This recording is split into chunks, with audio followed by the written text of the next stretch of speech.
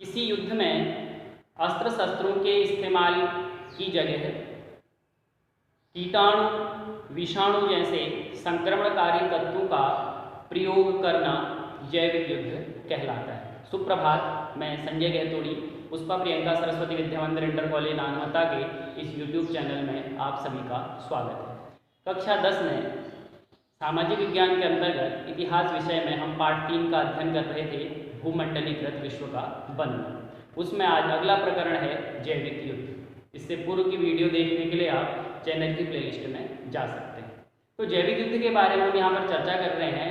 क्योंकि यह इतिहास विषय के अंतर्गत हम इसको पढ़ रहे हैं, तो यह आज से 500 साल पहले, लगभग 500 साल पहले की हम बात यहाँ पर कर रहे हैं कि उस समय जैविक युद्ध किस तरह से लड़ा जाता था और इन जैविक हथियारों का प्रयोग उस समय कौन से देश करते थे और किस लिए करते थे। तो चूँकि आप जानते हैं 1492 ईस्वी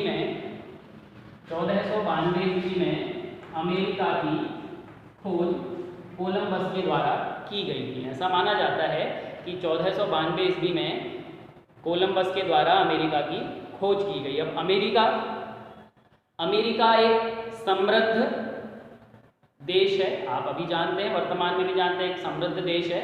तो वह प्राचीन काल से ही उसका एक पूरे हम अमेरिकी महाद्वीप की यहाँ पर बात कर रहे हैं, उत्तरी अमेरिका और दक्षिणी अमेरिका दोनों आ जाएगा। तो एक विशाल भूभाग था यह।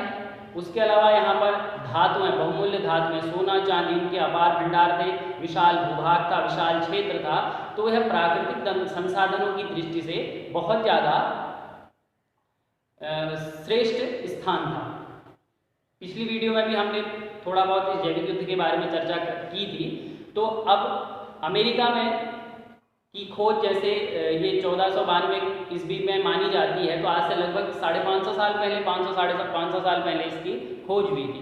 तो 15वीं 16वीं शताब्दी की बात हम करें तो उस समय क्या था कि जो यूरोपीय देश थे, खास करके यूरोपीय देशों में इंग्लैंड, स्पेन और फ्रांस वगैरह ये जो देश थे, इन्होंने उपनिवेशवाद को बढ़ावा दिया था। उपनिवेशवाद से अर्थ क्या हो गया कि ये साम्राज्यवादी नीति का विस्तार करते थे, अपने अर्थात अपने जो शासन का क्षेत्र है उसको बढ़ाना चाहते थे। तो जितने भी देश थे विश्व में, उन देशों में से अधिकांश देशों को इन्होंने अपना उपनिवेश बनाया था, यूरोपीय देशों जिनमें इंग्लैंड आदि देश आते हैं।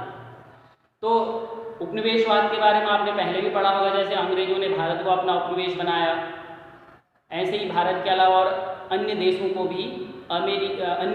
भी जिनमें अमेरिका भी है, इन देशों को यूरोपीय देशों के द्वारा गुलाम बनाया गया, उपनिवेश बनाया गया। उपनिवेश क्यों बनाते थे? ताकि जिन देशों को उपनिवेश बनाया है उन देशों से प्राकृतिक संसाधनों का अधिक से अधिक दोहन किया जाए और जिस चीज़ की भी वहाँ पर प्रचुरता है उस चीज़ को उन देशों से ला करके अपने देश में पहुँचाना, अर्थात अपना विकास करना, अपने को आर्थिक दृष्टि से संपन्न करने के लिए, अपने को शक्तिशाली करने के लिए जो यूरोपीय देश थे, इन्होंने विजयी अभियान चलाया था, जिसमें यह अन्य देशों को अपना गुलाम बनाते थे, अपना उपनिवेश बनाते थे। तो 1492 में जैसे ही इसकी खोज हुई, पता लगा कि अमेरिका एक विशाल महाद्वीप है जो संसाधनों की दृष्टि से समृद्ध है। तो पुर्तगाली, स्पेनिश सेनाएं जो थी वह अमेरिका को अपना उपनिवेश बनाना चाहती थी और इसके लिए वह अमेरिका महाद्वीप की ओर गई ताकि उस संपूर्ण अमेरिका को अपना उपनिवेश बनाए,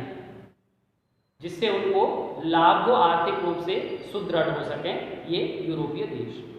तो अब जब ये यूरोपीय सेनाएं अमेरिका में गई तो अमेरिका में क्या था? अमेरिका कई वर्षों से, हजारों लाखों वर्षों से दुनिया से कटा हुआ था, मतलब दुनिया के साथ उसका संपर्क नहीं था।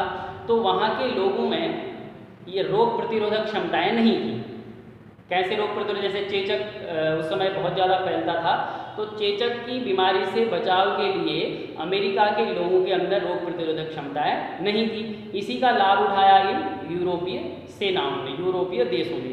ये जब अमेरिका गए तो अपने साथ ये सेनाएं चेचक के कीटाणु भी अपने साथ ले गई, चेचक के कीटाणु अपने साथ ले गए और अमेरिका में जब पहुँचे तो वो चेचक के कीटाणु का भी जो कीटाणु थे वो भी वहाँ जाकर के फैले। जैसे इस समय आप देख सकते हैं कोरोना को अगर हम देखें तो ये माना जाता है कि ये फैलता है करके, छूने से फैल सकता है, या छींक वगैरह जब आती है तो उससे फैल सकता है, तो सामाजिक दूरी का पालन किया जाए, ये निर्देश हमें मिलते हैं। तो ऐसा ही था, जब सेनाएं अमेरिका में पहुंची तो उनके साथ साथ चेचक के कीटाणु भी वहां पर पहुंच गए, और जो अमेरिका के निवासी थे वो लोग इन कीटाणु के संपर्क में आ गए।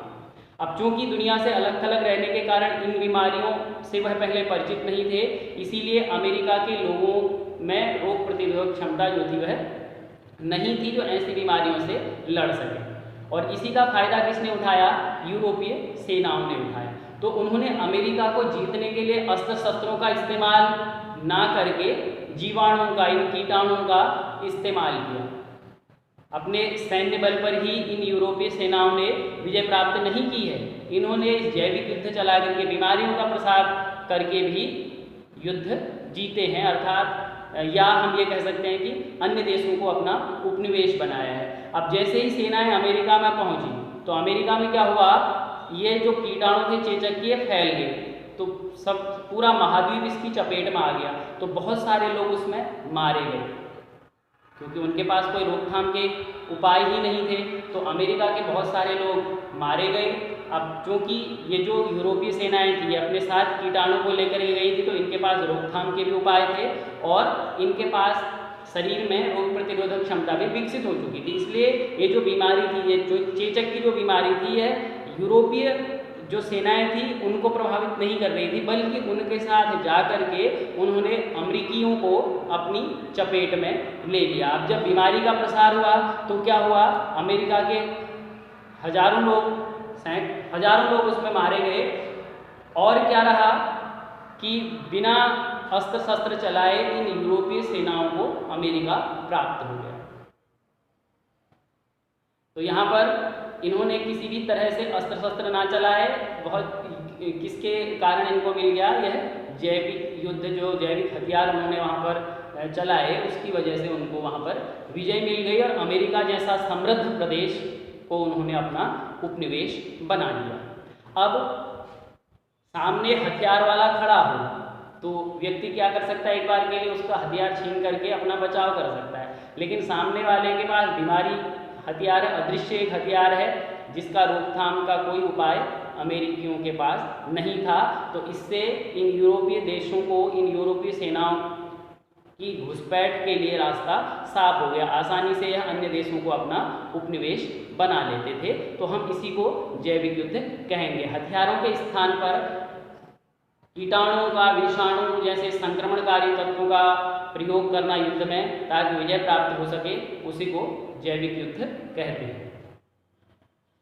वर्तमान में जैविक हथियारों को प्रतिबंधित किया गया है।